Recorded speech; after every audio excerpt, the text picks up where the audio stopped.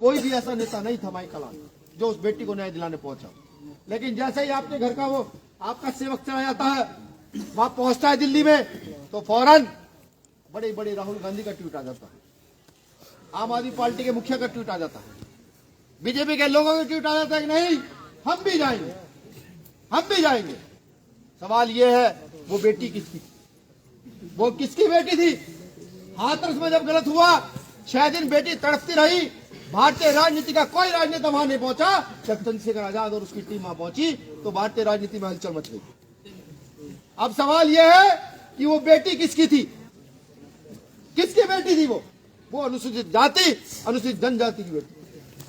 भारत में कहीं भी किसी मुस्लिम के साथ दुराचार होता है, वो चाहे सादाब अंसारी हो, वो चाहे कोई और साथी हो, जब जब दुराचार हुआ तो भाई चंद्रशेखर आजाद व उनकी टीम ने मिलकर के सरकार के साथ लोहा लेने लगा। सीए एनआरसी में जब सब नेता अपने घरों में सो रहे थे, उस समय हमारी टीम ने चारों तरफ आंदोलन किए। हरिद्वार जिले के अंदर भी एक ऐसा ऐतिहासिक आंदोलन हुआ था कि अब से पहले ऐसा आंदोलन कभी हरिद्वार में हुआ नहीं। इतना मजबूत आंदोलन हमारी आजाद समाज पार्टी की टीम है, भीम आर्मी की टीम ने मिलकर के किया था। सीएनआरसी में जेल जाने वाला कौन था? चंद्रशेखर आजाद था, कोई और नहीं। जो आज बड़ा बड़ा दम भरते होंगे, जो ये कहते होंगे हम ये किले उथल देंगे, जो कहते होंगे हम ये परिवर्तन कर देंगे, जिन्होंने अब से पहले परिवर्तन नहीं किया वो अब के बाद क्या परिवर्तन करेंगे ये भी सोचेंगे। गुरु रविदास जी को मानने वाले लोग हैं, गुरु रविदास जी में पूरी आस्था रखते हैं। जब 700 साल पुरानी धरोहर दिल्ली में तोड़ी गई तो कौन गया? किसकी टीम अड़ी वहां पर? वहां पर भाई चंद्रशेखर आजाद की टीम अड़ी, वहां मैक सिंह की टीम अड़ी, वहां अमरीश कपिल की टीम अड़ी, वहां छोटा भाई यहाँ आजाद समाज पार्टी का जिलाध्यक्ष चंद्रशेखर है, उनकी टीम अड़ी। वो गई दिल्ली के अंदर और बताया दिल्ली को कि हम अपने महापुरुषों का अपमान बर्दाश्त नहीं करेंगे। 20 लाख से ज्यादा लोग वहां पहुंचे थे, पूरे देश से भीम आर्मी के लोग आए थे और भी सब लोग आए थे, लेकिन भीम आर्मी का प्रतिनिधित्व 22 प्रदेशों से वहां आया हुआ। अब मैं पूछना चाहता हूं, ऐसे लोग जो लड़ाई लड़ते हो, जो फूले साहू अम्बेडकर की विचारधारा पर, साहब काशीराम साहब की विचारधारा पर, जो गुरु रविदास जी के द्वारा दिया गया नारा है कि चाहो ऐसा राज में मिले सबन कौन, छोट बड़े सब संग बसे रहदास रहे प्रसन्न, बेगमपुरा धाम की स्थापना करने के वाले लोग, क्या उनके साथ समाज को खड़ा नहीं होना चाहिए? जो रात दिन लड़ते हो क्या खड़ा नहीं होना चाहिए? क्या 2 अप्रैल भूल गए हैं? 2 अप्रैल क्या सोचते हैं? आसानी से जीता गया नहीं। तेरा परिवार खत्म हुए, तेरा भाई हमारे शहीद हुए जब जाकर के 2 अप्रैल की लड़ाई जीती गई। तो पूछता हूं, क्या पूछा कभी किसी ने उत्तराखंड के किसी नेता से, दलित नेता से, कि वहां 2 अप्रैल में जो लोग मरे थे उनकी भी एक बार आवाज विधानसभा संसद में उठाई? पूछा किसी ने? नहीं पूछा। अब पूछना पड़ेगा।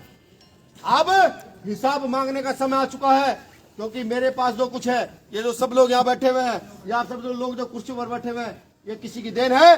तो ये देन सिर्फ डॉक्टर बाबा साहब अम्बेडकर की देन है, ये और किसी की देन नहीं है। आज ये जो चीख चीख कर हम बोल रहे हैं, ये लगातार हम अच्छी गाड़ियों में आए हैं, ये सब बाबा साहब अम्बेडकर की देन है। अब बाबा साहब अम्बेडकर ने जब हमें शिक्षा का अधिकार दिया, अब हमें सवाल करने पड़ेंगे, बिल्कुल करने पड़ेंगे।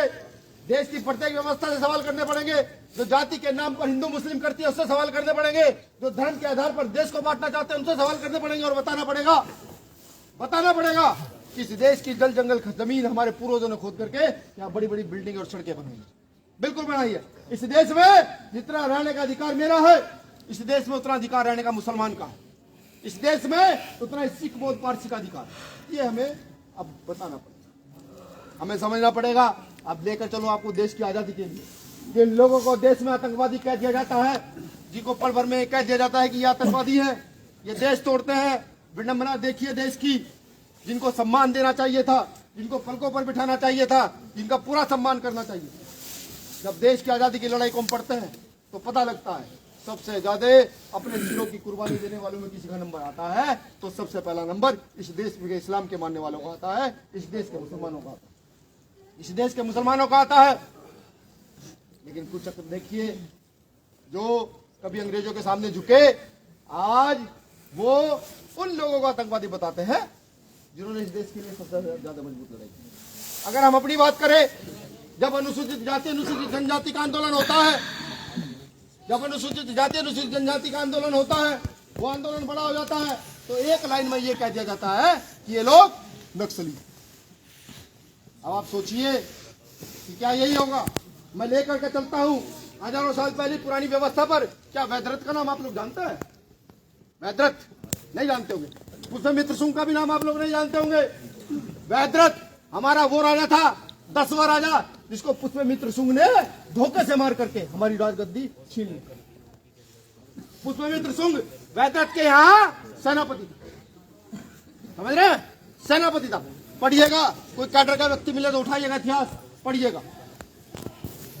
पुष्यमित्र शुंग ने हमारे उस राजा को मार करके, वो पुष्यमित्र शुंग नाम का ब्राह्मण था, वैदरथ समाज का व्यक्ति था, बौद्ध राजा था, उसको मार करके भारत की सत्ता खुद पर काबिज की।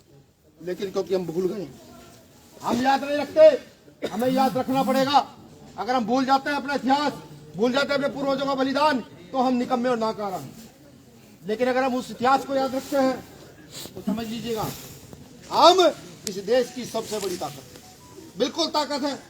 जब जब हम एकजुट हुए हैं, हमने भारत की सत्ता पर कब्जा किया है, हमने न्याय पर आधारित समाज की स्थापना की है। सम्राट अशोक को पढ़िएगा, कभी सम्राट अशोक को पढ़िएगा, हमने न्याय के आधार पर स्थापना की, पूरा देश चलाया। लेकिन आज भ्रमित किया जा रहा है देश के उन लोगों को जो देश में सबसे बड़ा वर्ग है, उसको भ्रमित किया जा रहा है। अब मैं सीधे सीधे लेकर चलता हूं, क्योंकि आज की मौजूदा राजनीतिक परिवेश है। मैं आया, मैंने सुबह कल शाम फोन किया पंडित जी को, मैंने कहा भाई मैं हरिद्वार में आना चाहता हूँ। कहने भैया जल्दी कैसे? हमने कहा नहीं, मैं देखना चाहता हूँ कि वहाँ भीम आर्मी की टीम कुछ काम कर रही है नहीं कर रही।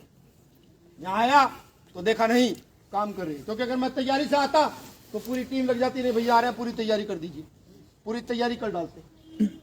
मैंने पहले ही कहा, इस अक्षमाक आया तो मुझे ताकत का पता लगा कि हमारी ताकत हरिद्वार के अंदर, उत्तराखंड के अंदर कितनी है।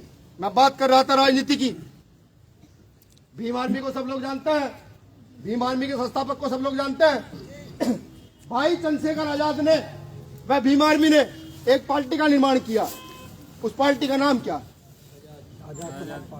जोर से बताओ। ऐसा नहीं, आजाद समाज पार्टी। चलिए इस टॉपिक को छोड़ता हूं, लेकर के चलता हूं 1956 के आसपास, 1947 के आसपास, जब बाबा साहब अम्बेडकर जीवित थे। बाबा साहब अम्बेडकर ने रिपब्लिकन पार्टी ऑफ इंडिया का निर्माण किया। बाबा साहब चले गए, साहब काशीराम साहब महाराष्ट्र में कहते रहे कि हमारी संख्या इतनी है कि हम इस देश की राजगद्दी पर राज करते हैं। लोग नहीं माने। साहब वहां से यहाँ आए, उत्तर भारत आए, और उत्तर प्रदेश के अंदर आकर, पंजाब के उत्तराखंड के अंदर आकर के एक राजनीतिक ताकत का निर्माण किया। राजनीतिक ताकत का निर्माण किया। ताकत का निर्माण करने के बाद, राजनीतिक ताकत का निर्माण करने के बाद सत्ता स्थापित की। सत्ता स्थापित करने के बाद फिर वही मैं लेकर के चलूंगा, पुष्यमित्र शुंग सत्ता स्थापित कर दी। बहुजनों की सत्ता स्थापित हुई, छोटे से भाग में, लेकिन हो गई। लेकिन उसके बाद फिर एक पुष्यमित्र शुंग का जन्म हुआ। पुष्यमित्र शुंग का जन्म हुआ और उसने सत्ता पर अपने आप को काबिज कर लिया। जानते हो आज के पुष्यमित्र शुंग का नाम क्या है? जानता है कोई? आप में से जानता है जो आज में पुष्यमित्र शुंग का नाम क्या है? सतीश मिश्रा। सतीश चंद्र मिश्रा कहा हमारे जिलाध्यक्ष ने। सतीश चंद्र मिश्रा, वही समय आ चुका है जो हजारों साल पहले हमारी सत्ता स्थापित थी। एक पुष्यमित्र शुंग ने उस व्यवस्था को तोड़ा। आज उस व्यवस्था को पुनः सतीश चंद्र मिश्रा नाम का ब्राह्मण तोड़ रहा है। क्योंकि हम सीधे लोग, हम नहीं समझ पा रहे, हमें समझना पड़ेगा। जो हमारे आरक्षण के लिए खड़ा होगा, जो हमारी बहू बेटियों के लिए खड़ा होगा, जो हमारे समाज के लिए लड़ेगा, हमारा वोट सपोर्ट नोट उसका होना चाहिए। साहब काशीराम साहब ने भी कहा कि मैं आपसे वोट भी चाहिए, सपोर्ट भी चाहिए और नोट भी चाहिए। एक बात और कही थी साहब काशीराम साहब ने कि जो व्यक्ति सहारा देता है वो इशारा भी देता है। समझने का प्रयास कीजिएगा मैं क्या कह रहा हूँ। जो व्यक्ति सहारा देता है वो इशारा देता है। मौजूदा राजनीति में आज सहारे दिए जाने लगे। सहारों का मतलब सीधा सीधा ये है, भर भर के बैगों के मंडल, पूंजीपति व्यवस्था को स्थापित करना। वो सामंती व्यवस्था जो मुश्किल से बाबा साहब अम्बेडकर ने खत्म की थी, उस व्यवस्था को पुनः देश में स्थापित करना। भीम आर्मी की लड़ाई बहुत मजबूती से उनके खिलाफ, बिल्कुल खिलाफ है। हम जानते हैं कि कोई भी आंदोलन हो कोई भी अत्याचार हो, भीम आर्मी का एक कार्यकर्ता खड़ा हो जाए तो यहाँ का प्रशासन हिलता है, उनको मुकदमा दर्ज करना पड़ता है।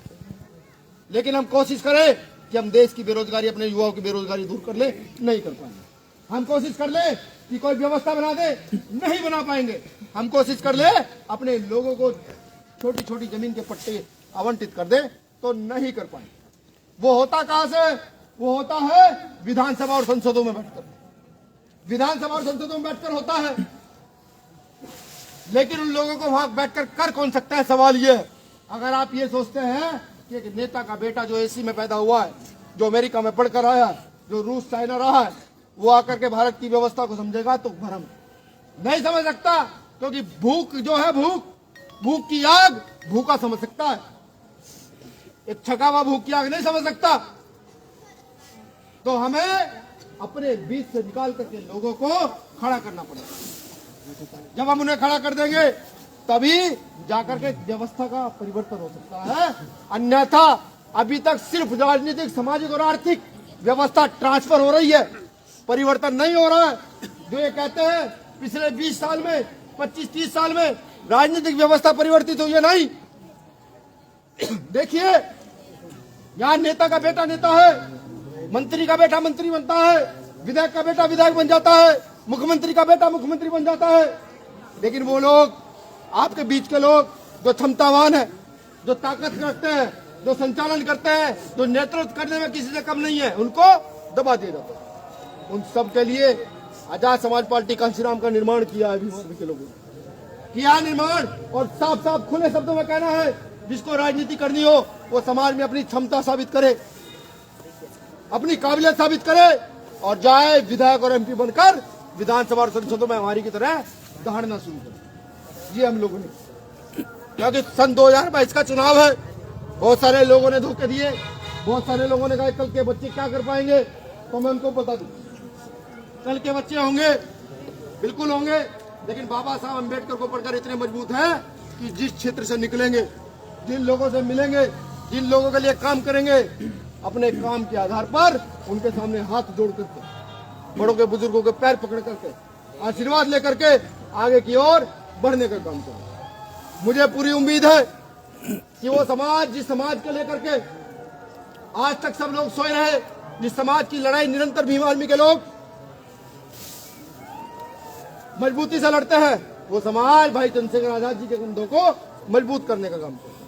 अब मेरा एक सवाल है, मेरा सवाल यह है, अभी आपने पार्टी का नाम तो बता दिया, भाई चंद्रशेखर आजाद जी की पार्टी के चुनाव चिन्ह का क्या नाम है? ऐसे नहीं,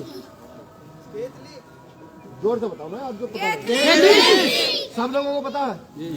इस बार उत्तराखंड में भी विधानसभा में उतरने का निर्णय लिया है। ये जो आपकी विधानसभा है, यहाँ से भी एक प्रत्याशी का नाम चयनित होकर के गया, हमने नहीं किया, नहीं हमने नहीं किया, नाम गया उस प्रत्याशी के 20 जगह सर्वे कराया गया। ये कौन है, क्या करता है? सबसे पहले इस प्रत्याशी का चरित्र कैसा है, क्या ये सामाजिक सेवा कर सकता है? तो निकल कर ये आया, कुल निकल कर ये आया, जैसे 2 + 2 4 हो जाता है ना, तो आज प्रत्याशी का जब जमा किया गया तो पता ये लगा कि वो प्रत्याशी पहले से ही अपने आधार पर सामाजिक सेवा करता है, वो दर्द समझता है, मजबूत है, मजबूत है, दिक्कत कुछ नहीं है। लेकिन कोई भी पीड़ित अगर उसके पास पहुंच जाए, उसकी मदद करने का काम करता है। तो हमने भी निर्णय लिया कि यही व्यक्ति हमारी तरफ से विधानसभा में जाकर दौड़ेगा। मैं पूछना ये चाहता हूं, आप में से ऐसे कितने लोग हैं जो हमारी इस लड़ाई में हम लोगों का कंधा मजबूत कर सकते हैं? हाथ खड़े करके बता दीजिए। कंधा मजबूत करेंगे, मुझे पूरी उम्मीद है। मैं जानता हूं ये समाज वही समाज है जिसने यहाँ अन्य पार्टियों को 1950 के बाद एक विशेष पार्टी, जो भारत की सबसे बड़ी पार्टी है, उसको भी राज कराया। अलग अलग पार्टियों को इस समाज ने राज कराया, और कम समय तक नहीं कराया, लंबे समय तक कराया। मुझे पूरी उम्मीद है ये जो घर आप लोगों के लिए तैयार कर दिया गया है, इसको आप मजबूती से खड़ा करेंगे। और भारत के अंदर जो कांशीराम साहब ने, आपको याद होगा एक बार, कांशीराम साहब एक ऐसे नेता थे जिनकी आइडियोलॉजी, विचारधारा से बड़ा नेता आज भी डरता है, बिल्कुल डरता है, बड़े से बड़ा नेता डरता है। आज भी कांशीराम साहब ने देश में जब ये देखा सिर्फ दो पार्टियां खेलती हैं, आज गेंद आपके हाथ में, आज गेंद मेरे हाथ में, तो काशीराम साहब ने देश में थर्ड फ्रंट खड़ा कर दिया था। थर्ड फ्रंट समझिए, यानी कि तीन चीजें खड़ी कर दी थी कि प्रधानमंत्री का चुनाव होगा तो दो लोग नहीं लड़ेंगे, अब तीन लोग लड़ेंगे। साहब काशीराम साहब ने खड़ा कर दिया था ये इतिहास। तो मुझे पूरी उम्मीद है आपकी इस विधानसभा से हमारे बड़े भाई गुलबहार जो है भाई चंद्रशेखर आजाद जी ने, भीम आर्मी की टीम ने इनको नॉमिनेट किया है, समाज की सेवा के लिए इनको तैयार किया है कि अब जो है रुड़की विधानसभा ये ना, रुड़की विधानसभा से ये बहुजन आंदोलन चलाएंगे, बहुजन मूवमेंट। अब यहाँ गुलबहार की जिम्मेदारी है, भाई गुलबहार की, ये भाई चंद्रशेखर आजाद जी ने राष्ट्रीय कमेटी, यहाँ की प्रदेश कमेटी, भीम आर्मी की राष्ट्रीय कमेटी ने निर्धारित किया।